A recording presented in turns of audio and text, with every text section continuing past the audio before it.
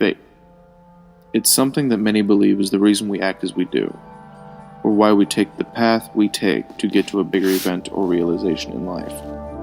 Fate isn't the same for everyone, and it can't be explained as one solidified instance. In the book by Sarah Tolzer, Song of the Current, we follow Caroline, or Carol, or Estee, through her journey from the river to the sea to finding her fate, creating this idea of how important the little things in life, such as actions we take and those we surround ourselves with, really are, and how our fate may be set, but our journey along the way to finding fate is what helps us realize our fate, and the impact it has. The way Song of the Current puts this idea of fate into play is by using another big discussion in our world today, religion. It describes someone's fate by saying they are destined to belong to a certain god, such as the river god, pigman, and the sea god in the Song of the Current. Wary men, such as Caro, are known to be able to hear the river god, speaking to them in small things, such as a fish jumping or a gust of wind across the water. Caro can't hear the river god, mentioning early on that the god of the river doesn't speak to me like he does Pa, not yet. The day your fate comes for you, you'll know, Pa always tells me. The way I knew when it came for me. As Caro grew up, she was always with her father, a wary man, who could hear the god in the river. She believed that she was her father's daughter, bound to take on his business. Her fate never does end up in the river, but out at sea with the god in the sea.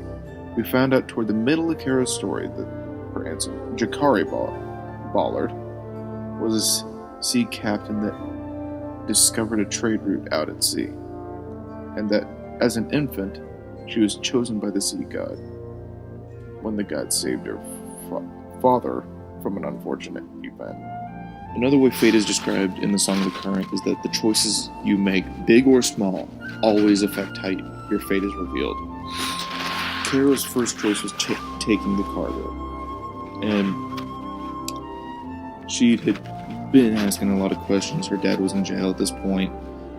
The whole place that they were in was ransacked by a group called the Black Dogs. It was a pirate camaraderie group. And our commander comes up and says, I need cargo taken to Villanicos, a city in the north. What I guess is Scotland. I couldn't tell you for certain. But it's like, Commander Karos, I ran to catch it. Wait, what is it now? He'd been annoyed. Patience ran out. He barked, his voice crisp and commanding. I realized he'd been holding back his voice, but now his patience had seemed to have been worn through. I'll deliver your cargo. So Caro accepts the cargo. She gets on her wary cormorant and says with the long lips, unintentional turn mess up. She opens the cargo, finds out it's a living boat in lockers, and it turns into this whole thing of her realizing that she wasn't meant to be on the river anymore. Villanicos is actually a northern city in the sea, or right off the coast of the sea, and she starts to see that she's more able out there. She's Caro, and Caro's seeing that she can see through very thick fog, which a sea bay has the tendency to do. She's able to actually dive into the water and save herself, which was the second choice she made.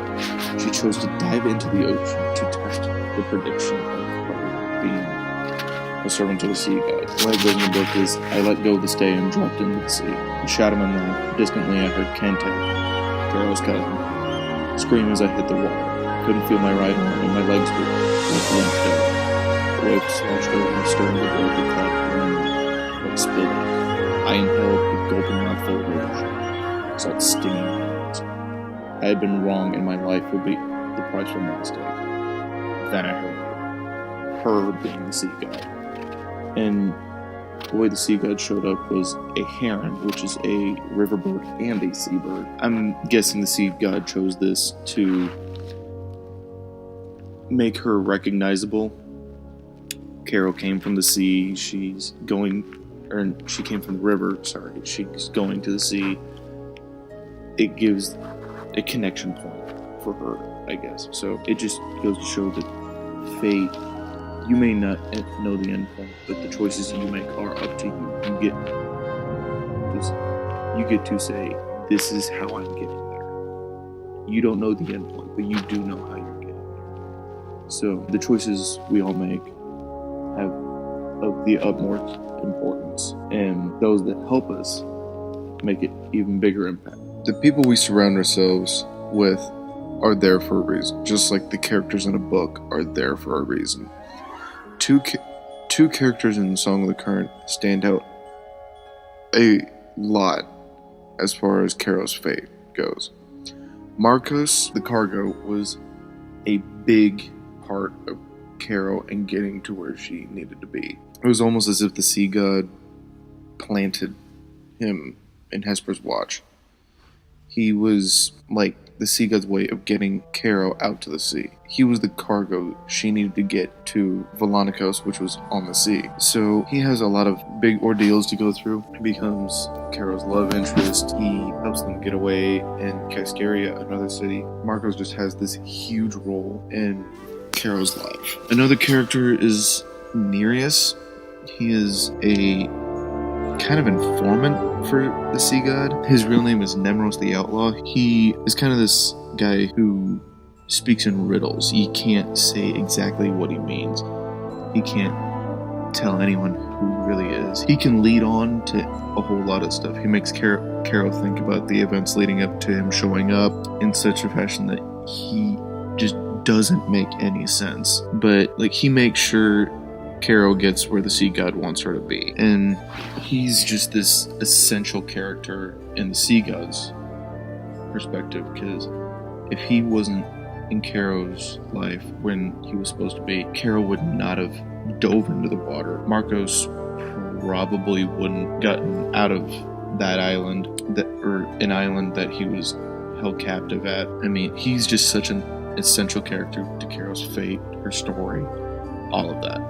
All in all, this book gives an abstract view to many topics that help us relate to the characters in some way, shape, or form. Sarah Tolstoy has written an amazing novel that allows a different view into how our actions affect our life from then on. Fate may be a set point, but Song of the Current makes us remember that our lives are up to us. Our path is our own to the end goal we all head towards. We may never find out what that end goal is, but it will mark a pivotal moment in our lives.